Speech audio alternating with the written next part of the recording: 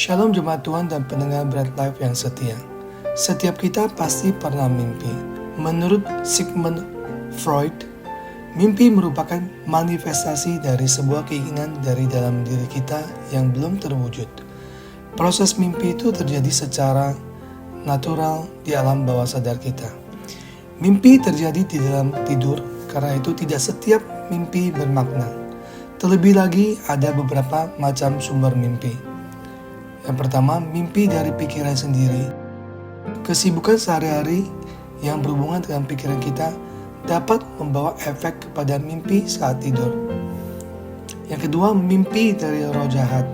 Alkitab dalam Yeremia 29 ayat 8 mengakui adanya mimpi yang berasal dari roh jahat atau iblis.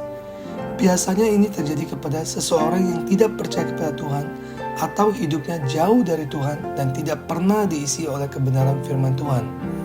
Yang ketiga, mimpi dari Tuhan. Allah dapat berfirman melalui mimpi dalam penglihatan waktu malam. Mimpi yang berasal dari Tuhan harus kita perhatikan karena itu merupakan perintah atau teguran Tuhan kepada kita.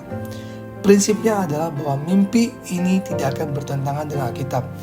Ketika kita bermimpi, ingatlah 3 hal ini dan renungkanlah apa kita mimpi dari pikiran sendiri, dari roh jahat, atau dari Tuhan. Mimpi dari Tuhan berarti Tuhan sedang berbicara kepada kita melalui mimpi dan dapat dipastikan ada pesan Tuhan yang kita terima melalui mimpi tersebut. Mimpi dari Tuhan dapat menjadi sebuah visi kehidupan yang harus kita kerjakan dengan iman agar dapat diwujudkan atau menjadi kenyataan dalam kehidupan ini. Tanpa iman atau keyakinan penuh kepada Tuhan Yesus, maka sebuah visi akan tetap menjadi mimpi. Visi Tuhan adalah sebuah pencerahan yang diberikan sebagai tuntunan untuk berjalan dalam kepastian menuju ke arah yang tepat dan benar. Ketika kita hidup dalam visi Tuhan, maka hidup kita tidak menuju kepada kegelapan tetapi kepada kebenaran. Ada perbedaan yang cukup jelas antara mimpi dan visi. Mimpi adalah hal yang berada di alam bawah sadar, sedang visi ada di dalam kesadaran kita. Mimpi adalah sesuatu yang sesaat yang pasti berlalu, sedangkan visi selalu ada dalam hati dan pikiran. Mimpi adalah sebuah hal yang tidak dapat menjadi nyata, sedangkan visi menuju pada suatu kenyataan. Mimpi dapat dialami oleh setiap orang, sedangkan visi dari Tuhan hanya dapat diterima oleh anak-anak Tuhan. Karena hal-hal ini bersifat rohani, sehingga manusia duniawi tidak akan dapat menerima visi dari Tuhan. Cara kita mendapatkan visi Tuhan. Yang pertama, untuk mendapatkan visi Tuhan, maka kita harus tekun merenungkan firman Tuhan. Karena firman Tuhan yang akan menunjukkan informasi yang tepat tentang hal-hal yang benar, yang kemudian mengarahkan kita kepada visi Tuhan. Kedua, memerlukan penerangan rohani yang benar, yaitu Roh Kudus. Roh Kudus adalah penolong dan dialah pengajar kita yang akan menuntun kita kepada seluruh kebenaran dan termasuk diantaranya adalah visi Tuhan. Yang ketiga, memerlukan hati yang terbuka dan mau terus belajar.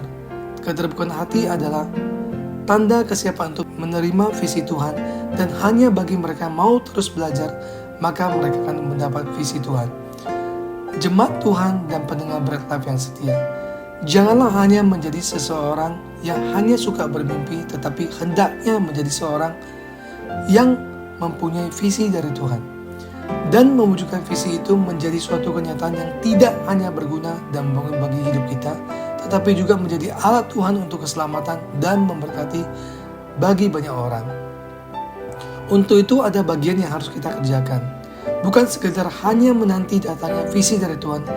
Renungkan dan lakukan firman ini, maka kita akan mendapat visi dari Tuhan. Tertulis di Mazmur 37 ayat 3-4, percaya kepada Tuhan dan lakukanlah yang baik, dan bergembiralah karena Tuhan, maka Ia akan memberikan kepadamu apa yang diinginkan hatimu. Yohanes 15 ayat 7, tertulis, jikalau kamu tinggal di dalam aku, dan firmanku tinggal di dalam kamu, mintalah apa saja yang kamu kehendaki, dan kamu akan menerimanya. Ada juga tertulis di Matius 7 ayat 7, mintalah maka akan diberikan kepadamu, carilah maka kamu akan mendapat, ketoklah maka pintu akan dibukakan bagimu. Salam sehat rohani dan sehat jasmani. Tuhan Yesus memberkati.